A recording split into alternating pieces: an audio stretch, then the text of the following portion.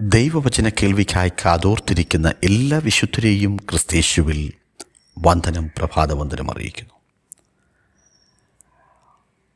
ഒരു മനുഷ്യൻ തൻ്റെ ഈ ലോക ജീവിതത്തിനകത്ത് മഴ നനയാതെ, വെയിൽ കൊള്ളാതെ, മറ്റ് ക്ഷുദ്രജീവികളിൽ നിന്ന് സുരക്ഷിതനായി പാർക്കുവാൻ മനോഹരമായ ഒരു ഭവനം പണിത് അതിൽ പാർക്കുന്നു.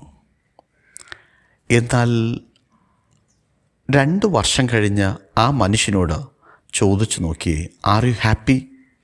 നിങ്ങൾ സന്തോഷവാനാണോ? ഒരിക്കലുമല്ല. എന്താ കാരണം? മനുഷ്യൻ്റെ ഉള്ളിൽ ഒരാത്മാവ് വസിക്കുന്നു. ആ ആത്മാവിന് ഒരു രക്ഷ വേണം.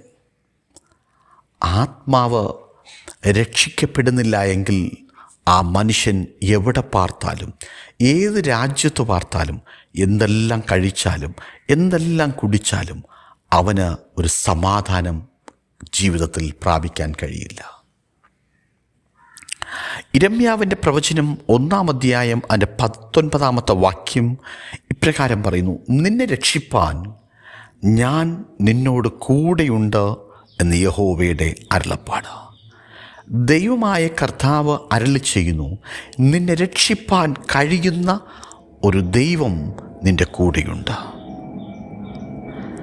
നമുക്ക് ഈ പ്രഭാതത്തിൽ ഈ തിരുവചനം കേൾക്കുമ്പോൾ ഹൃദയത്തിനകത്ത് ഒരു ഉറപ്പ്, പരിശുദ്ധാത്മാവ് നമ്മുടെ മേൽ പകരപ്പെടട്ടെ. എന്നെ രക്ഷിക്കുന്ന ദൈവം എൻ്റെ കൂടെയുണ്ട്. എന്നെ രക്ഷിക്കുന്ന ദൈവം എൻ്റെ കുടുംബത്തോട് കൂടെയുണ്ട്, എൻ്റെ തലമുറയോട് കൂടെയുണ്ട്, എൻ്റെ ബന്ധുക്കളോട് കൂടെയുണ്ട്, എൻ്റെ സ്വന്തം സഹോദരങ്ങളോട് കൂടെയുണ്ട്. മനുഷ്യൻ രക്ഷയ്ക്കായി എന്തെല്ലാം മാർഗങ്ങൾ ചെയ്യാറുണ്ട്. പലപ്പോഴും പലവിധമായ കിരാതമായ നടപടിക്രമങ്ങൾ, വിദ്യാസമ്പന്നരുടെ ഇടയിൽ പോലും ദൈവങ്ങളെ പ്രസാദിപ്പിക്കുവാൻ, മനുഷ്യൻ രക്ഷ നേടുവാൻ രോഗികളെ കൊണ്ടുപോലും അപ്രകാരം ചെയ്യിപ്പിക്കുന്നു. നടക്കാൻ കഴിയാത്തവർ കിലോമീറ്ററുകൾ 600, 700, 400, 300 കിലോമീറ്ററുകൾ യാത്ര ചെയ്ത് അവിടെ ചെന്നെത്തിയാൽ, ആ ദൈവങ്ങളെ കണ്ടുമുട്ടിയാൽ മാത്രമേ രക്ഷയുള്ളൂ എന്ന് ചിന്തിക്കുന്നവരുണ്ട്. അവർ അകപ്പെട്ടിരിക്കുന്ന വിഷയത്തിൽ നിന്ന് വിടുതൽ പ്രാപിക്കുവാൻ ചെല്ലുന്നവരുണ്ട്. പക്ഷേ ഇന്ന് ഈ പ്രഭാതത്തിൽ നാം ഇരിക്കുന്ന ഭവനത്തിൽ അത് ചെറ്റക്കുടിലായിരിക്കാം, അത് കൊട്ടാരമായിരിക്കാം. നമ്മൾ ആയിരിക്കുന്ന അവസ്ഥയിൽ, നമ്മുടെ അവസ്ഥ, നാം ധനവാനായിരിക്കാം, നാം ദരിദ്രനായിരിക്കാം, നമ്മൾ എന്ത് വിധത്തിലാണെങ്കിലും, നാം അറിയപ്പെടുന്നവരായിരിക്കാം, അറിയപ്പെടാത്തവരായിരിക്കാം. പക്ഷേ എൻ്റെ കർത്താവ് പറയുന്നു, നമ്മെ രക്ഷിപ്പാൻ ദൈവമായ കർത്താവിൻ്റെ സാന്നിധ്യം നമ്മോട് കൂടെയുണ്ട്. നമ്മുടെ അടുക്കൽ ഇറങ്ങി വന്ന് നാം ഇരിക്കുന്നിടത്ത് നമ്മെ രക്ഷ നൽകി ആദരിക്കുന്നൊരു ദൈവം. 2024 കൊല്ലങ്ങൾക്ക് മുമ്പ് ഇസ്രായേലിൻ്റെ തെരുവിൽ, അവിടുത്തെ ആ കാൽവരി ക്രൂശിൽ ക്രിസ്തു മരിക്കുമ്പോൾ, മരണത്തിന് മുൻപ്, നൂറ്റാണ്ടുകൾക്ക് മുൻപ്, അതിന് നിദാനമായി മോശെ പിച്ചള സർപ്പം മരുഭൂമിയിൽ ഉയർത്തി. ലക്ഷക്കണക്കിന് വരുന്ന ജനം ആ സർപ്പത്തിനു ചുറ്റുമുണ്ടായിരുന്നു. അവിടുത്തെ ചിന്ത ഇതാണ്: ഈ പിച്ചള സർപ്പം നോക്കി എന്നെ വിടുവിക്കുവാൻ, എനിക്ക് ഏറ്റ സർപ്പത്തിൻ്റെ ദംശനത്തിൽ നിന്ന് എന്നെ രക്ഷിക്കുവാൻ കഴിയും എന്ന് വിശ്വസിക്കുന്നവർക്ക് വിടുതലുണ്ടായിരുന്നു. ഇസ്രായേലിൻ്റെ കാൽവരി ക്രൂശിൽ, ആ കാൽവരിയിൽ നമുക്ക് വേണ്ടി രക്തം ധാരധാരയായി ഒഴുക്കി, കണ്ടാൽ ആളല്ല എന്ന് തോന്നുന്ന നിലവാരത്തിൽ നമുക്ക് വേണ്ടി ജീവൻ നൽകിയ ആ കർത്താവ്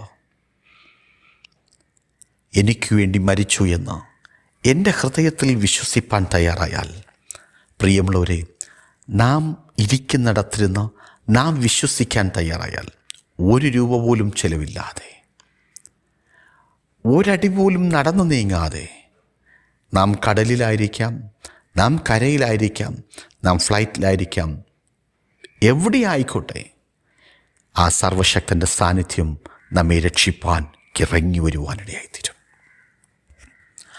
ഇരമ്യാവിനോട് ഇന്ന സ്ഥലത്ത് വരൂ, ഞാൻ നിന്നെ രക്ഷിക്കാം എന്നല്ല പറയുന്നത്.